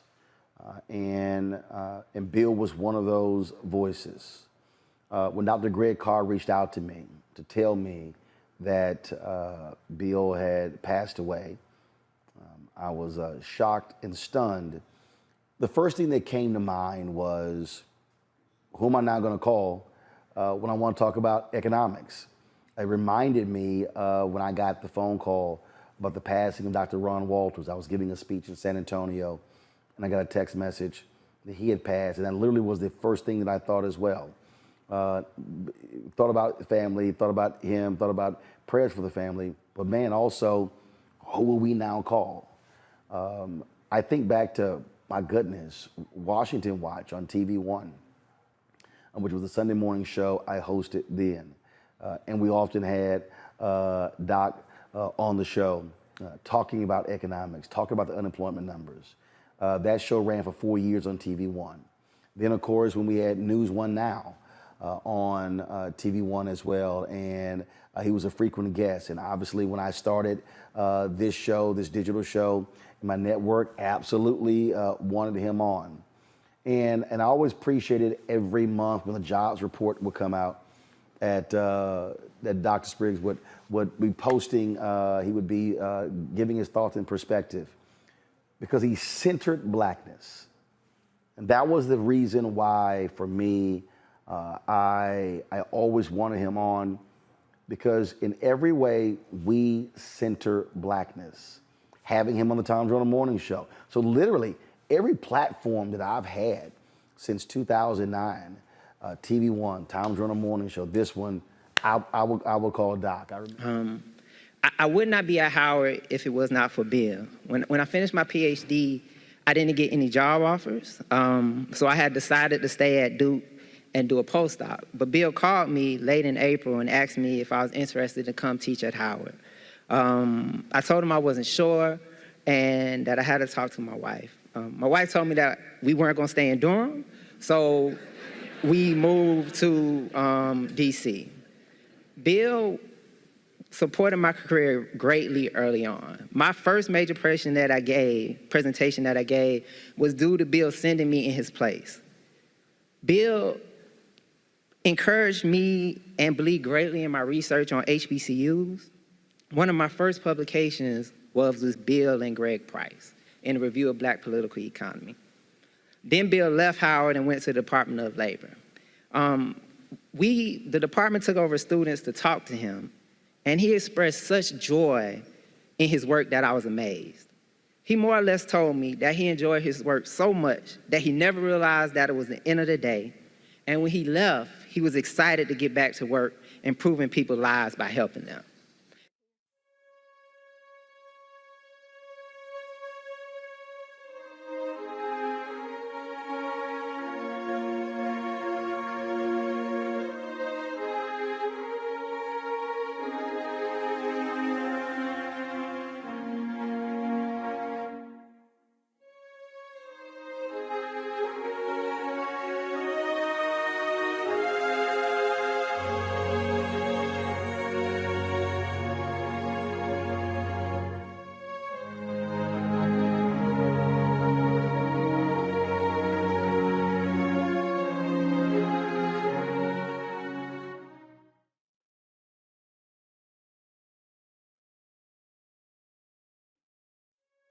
Up next on The Frequency with me, Dee Barnes. She's known as the Angela Davis of hip hop. Monet Smith, better known as Medusa, the gangsta goddess, the undisputed queen of West Coast underground hip hop. Pop locking is really what indoctrinated me in hip hop.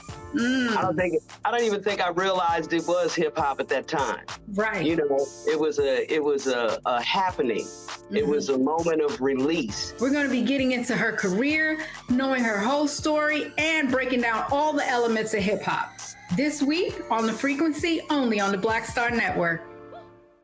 On the next Get Wealthy with me, Deborah Owens, America's Wealth Coach, the wealth gap has literally not changed in over 50 years, according to the Federal Reserve. On the next Get Wealthy, I'm excited to chat with Jim Castleberry, CEO of Known Holdings. They have created a platform, an ecosystem to bring resources to Blacks and people of color so they can scale their business. Even though we've had several examples of African Americans and other people of color being able to be successful, we still aren't seeing the mass level of us being lifted up.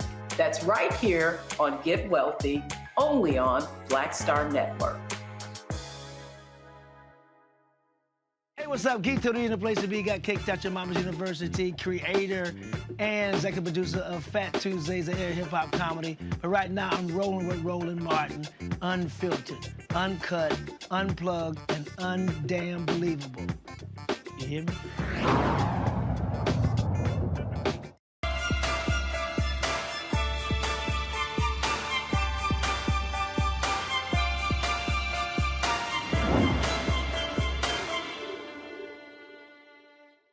Did you know that about 90% of all Black women will be diagnosed with fibroids by the age of 50? Yes, 90%. 90%. Fibroids are usually benign muscular tumors that grow in the uterus wall, and there can be one single tumor, or often there are many, many tumors. They can be small as an apple seed or as big as a grapefruit. Well, my next guest's experience motivated her to ensure that young Black women have the tools to advocate for their reproductive health. I am joined by Jovina K. Evans. She is an assistant professor at Howard University and founder of Advocating for My Uterus. She joins me here in the studio. So good to see you. Thank you. I appreciate the invitation. Oh, absolutely. You know, I think that your story is so interesting because you went down the road that so many Black women go down, in that you spoke to a doctor, you were in your 30s, and he said, just have a hysterectomy. How did you go and veer off from that advice to going ahead to getting advice that was good for you and ultimately, I guess, removing what was about 20 fibroids, right? Yes. How did that happen? So I will tell you that it was my second surgery. So I actually had 2 surgeries to remove the fibroids. So one surgery was about 10 years prior, it was about 2011. And so that particular physician, he's the one that did that surgery. The surgery was actually minimally invasive, so it was only like a couple, maybe like 3 small cuts in the abdomen area. And so he removed some fibroids, but he told me that he kept some in because they were too small and it would have caused more issues if he tried to remove them. So there's always a chance of fibroids growing back, and I knew that, growing back as well as growing larger if you leave some in you. So in 2019, that was when I didn't have like major issues in terms of like cramps. I never had cramps or anything like that. However, I did notice that I started feeling really fatigued, and then I ended up realizing that my iron levels, my anemia was actually coming back. And so with that was when I ended up going to a hematologist, and he said, you know what, you are definitely anemic. And I dealt with it before when I had fibroids, and he was like, okay, what's going on here? And I said, you know what, I think my fibroids may have grown back. Wow. So with that, I went to the physician who did the surgery previously, and so he did a 3D ultrasound in the office. And so he was like, yeah, you know, they're growing. You know, they're larger. What do you want to do? And so I said, well, you know, I don't have children, and so I would like to preserve my uterus. And so at the time, he had a conversation with me about egg freezing. He did recommend that I go see a physician at University of Michigan in terms of egg freezing, and I did go see the physician. But honestly, it wasn't a good rapport with that particular physician. Right, so and you need that because you have to trust the doctor. Exactly, right, and I just did not feel it with that particular doctor. So fast forward, I went back to him about a year later, and so he checked the fibroids again, and he said, you know what, just get a hysterectomy. And he was very nonchalant with it. Now, mind you, this is someone not only that did my surgery, but we also worked together professionally. He was a specialist that I actually worked with on different projects. And so with that, I left the office, and I called my primary gynecologist, who was one of my sorority sisters, and I actually called her, and I bust out crying. And she's like, what's wrong? You know, and I told her what was going on, and she's like, no, we're not there yet. There are options. Yeah. You're not there yet. And you know, that's one of the reasons, I'm sure, why you started your organization.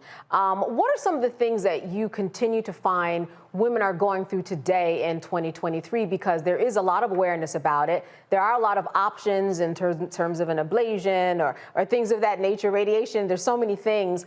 But are there still people who are getting caught up in getting the wrong advice, and you find that they come to you? Absolutely. So I will say this, they don't necessarily come to me, but I will say that I do get some questions as well as other friends. So like usually they're online trying to find information. The primary issue is that a lot of people, they don't really have that trust in their actual physician. There's a mistrust with the healthcare system as a whole. So then you go to the doctor, and if their first inclination is get a hysterectomy or have a procedure that is very invasive, that's not the route that you want to take. At least you want to make sure that you actually trust the physician, that you actually have some options, and that you know what your options are. You know, even in the research and the literature, it actually shows that Black women, Black African-American women, are 3 times more likely to actually have a hysterectomy than white women. Even though, again, there are other options, minimally invasive options, uterine artery embolization, radio frequency. And so why is that? So then the question becomes, and it's one of my research focus areas, the question becomes, is it a health literacy issue? Is it that women are not aware of their options? Are the physicians telling them of all their options? Right, and there are many options. Ultimately, what happened to you? What did you get? Yeah, so eventually I did some research. I found an actual physician who specialized in uterine fibroids. So she moved from Northwestern University, University of Michigan, and I made an appointment with her.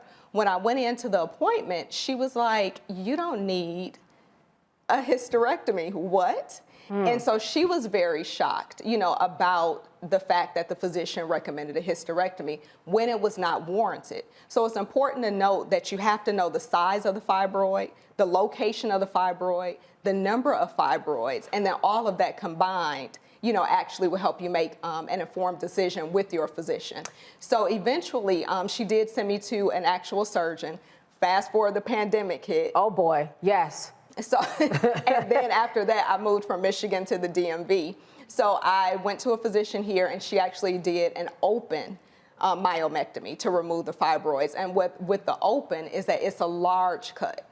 It's a very large cut. She said, you know what? You are prone to fibroids, so I just want to take them all. And so eventually, she actually went in, did the surgery, and when she went in, she removed over 20 fibroids.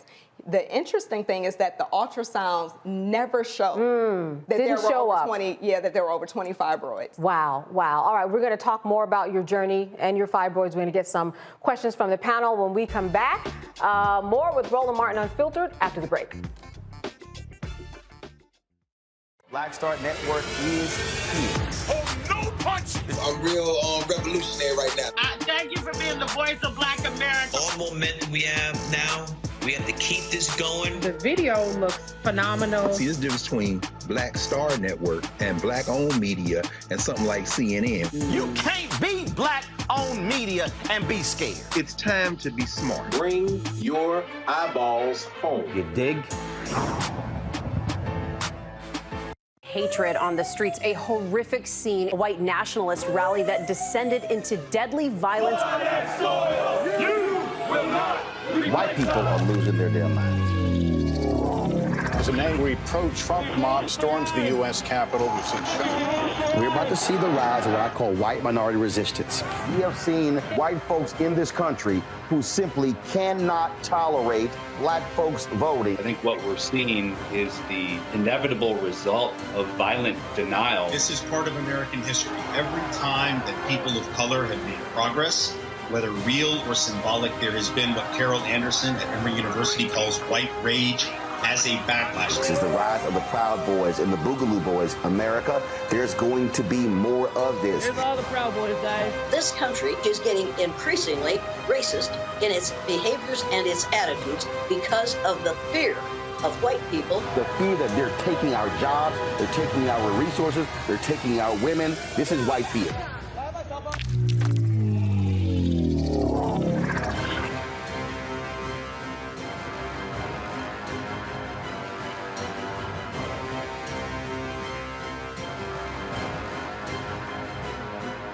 Hey, it's John Murray, the executive producer of the new Sherry Shepherd Talk Show. You're watching Roland Martin Unfiltered.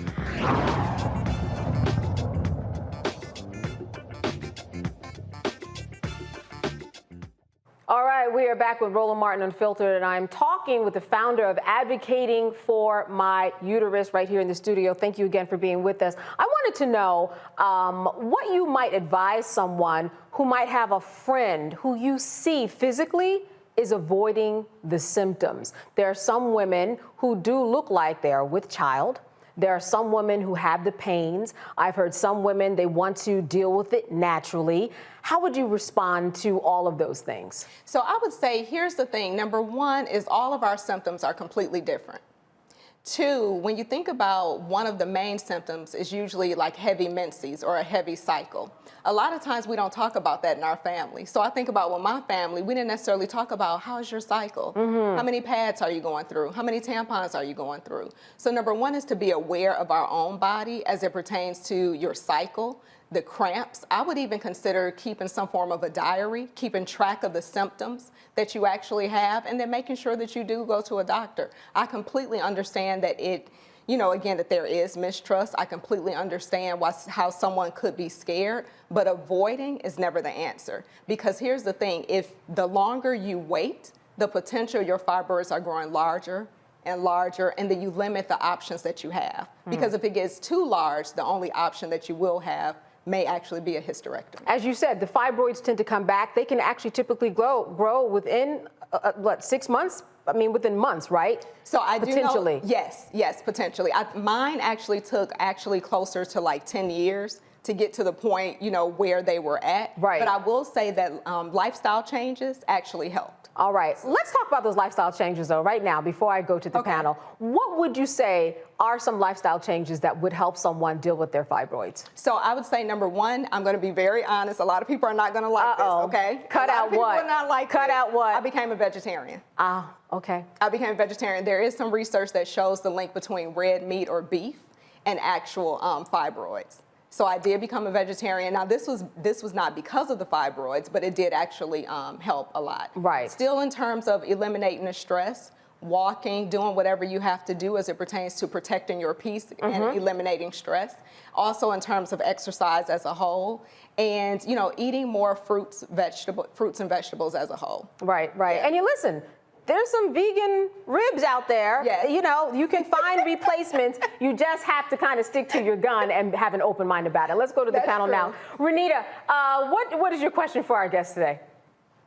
Yes, well, thank you so much for being here today. I'm glad you're uplifting what is a very important issue. And by that, I mean doctors quickly moving to the hysterectomy for folks when they do have fibroids and not really taking into account what people's goals are around, if they still want to have kids, if they haven't even had kids yet, things like that. But I guess my question would be, if someone decides that they do not want to have a hysterectomy because maybe they are not sure that they are done having kids, or maybe they haven't even had the opportunity to have kids and they know that they want to, what does a track look like for continuously dealing with fibroids if you are a person that is prone to getting them?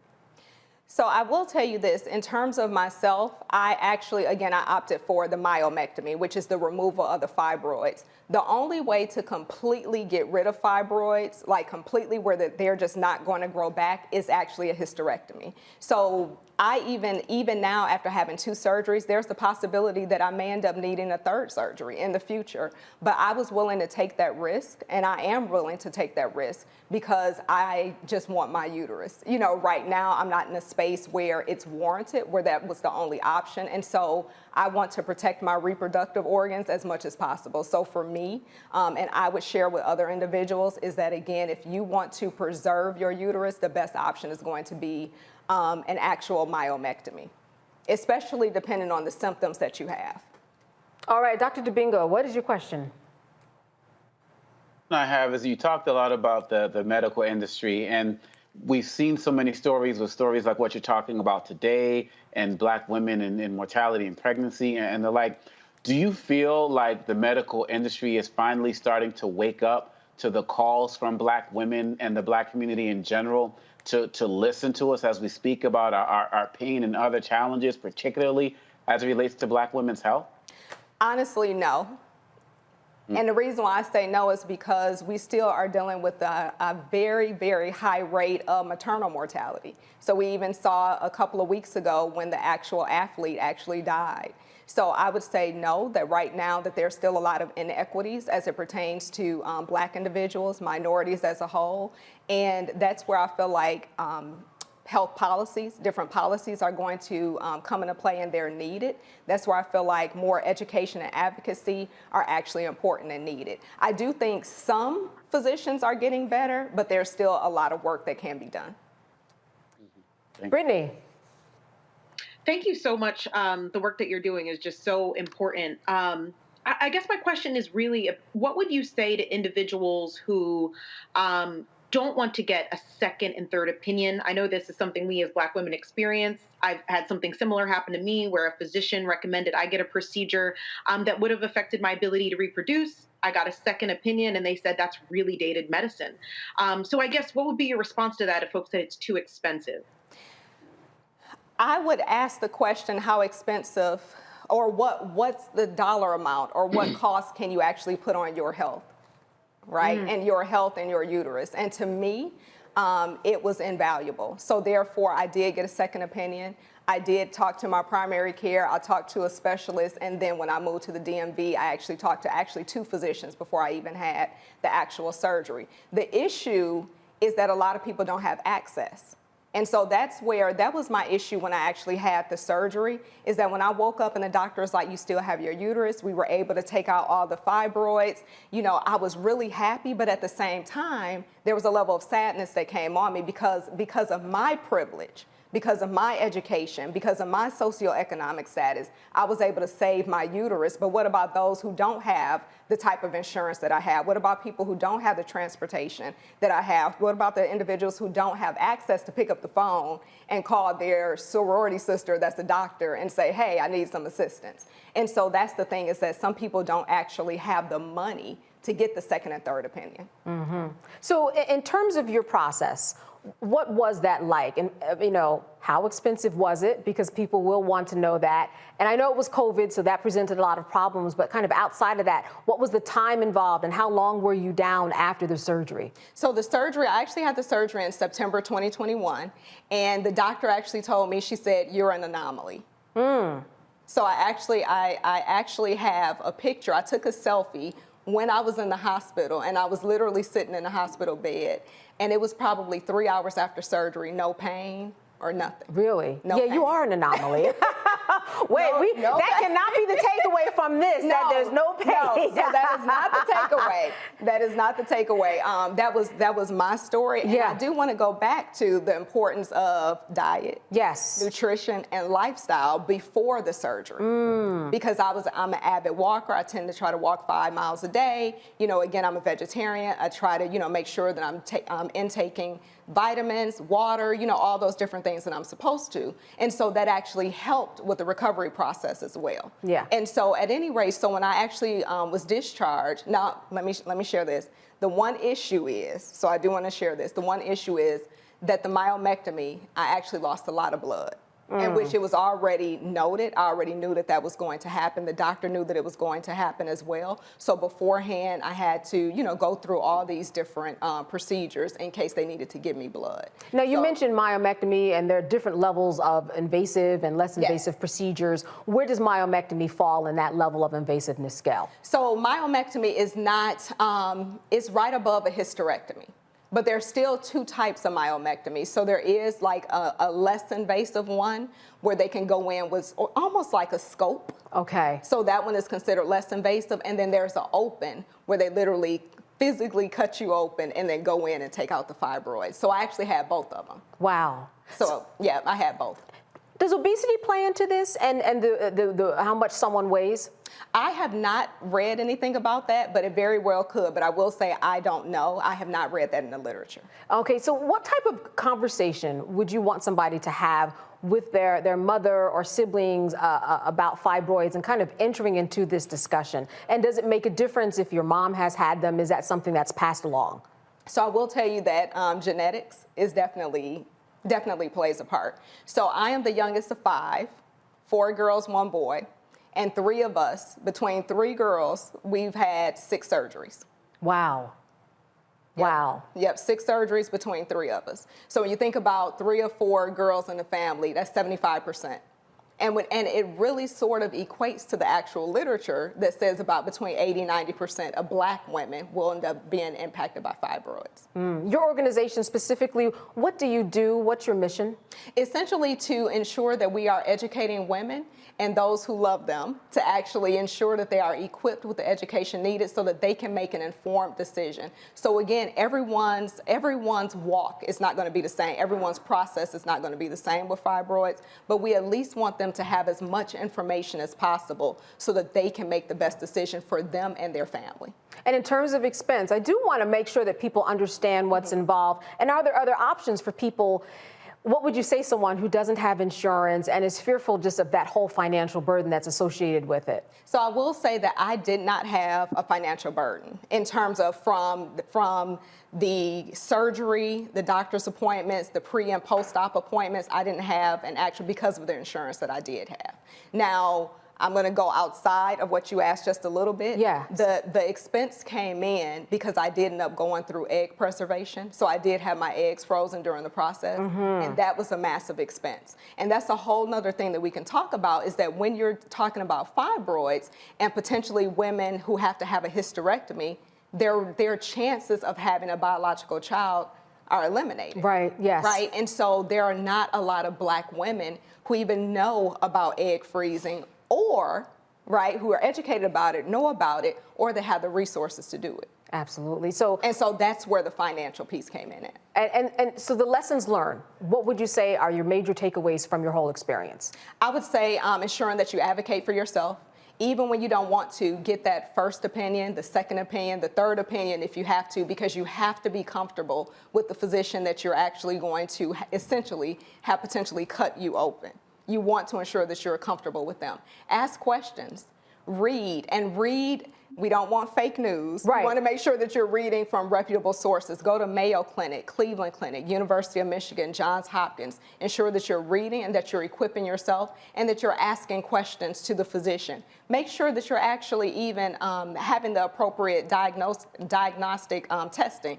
Make sure you're getting an ultrasound, MRIs, everything so that they can determine the size, the location, the severity of your particular case as well. And beyond all of that, talk to your family. Sure. I feel like as a whole, again, not all, but as a whole, a lot of times in Black communities and Black families, we don't talking about our cycle is sort of like a taboo. Yes. We don't necessarily talk about, our cycle or cramps or anything like that, but we need to know our family history. It is imperative that we know our family history. Absolutely. Well, I want to thank you so much for being with us today. Very, very informative, especially during this month that recognizes fibroids. Your website, before we go, if you could just say that. Absolutely. It is www.advocatingformyuterus.com. All right. Very good to see you and meet you. Thank you. All right. That is going to do it for us tonight. I want to thank my panelists, Dr. Omaikongo Dibinga, I'm gonna get it, Renita Shannon and Brittany Lee Lewis. And I definitely want to thank Roland for allowing me to sit in for him tonight. I will be back tomorrow. While Roland is out, be sure to download the Black Star Network app. Until tomorrow, holla! Folks, Black Star Network is here. Oh, no punches! I'm real revolutionary right now. Support this man, Black media. He makes sure that our stories are told. Thank you for being the voice of Black America, Roland. Stay Black. I love y'all. All momentum we have now, we have to keep this going. The video looks phenomenal. See, this difference between Black Star Network and Black-owned media and something like CNN. You can't be Black-owned media and be scared. It's time to be smart. Bring your eyeballs home. You dig? Pull up a chair, take your seat. The Black Table with me, Dr. Greg Carr, here on the Black Star Network. Every week, we'll take a deeper dive into the world we're living in. Join the conversation only on the Black Star Network. Hi, I'm Dr. Jackie Hood Martin, and I have a question for you. Ever feel as if your life is teetering and the weight and pressure of the world is consistently on your shoulders? Well, let me tell you, living a balanced life isn't easy. Join me each Tuesday on Black Star Network for A Balanced Life with Dr. Jackie.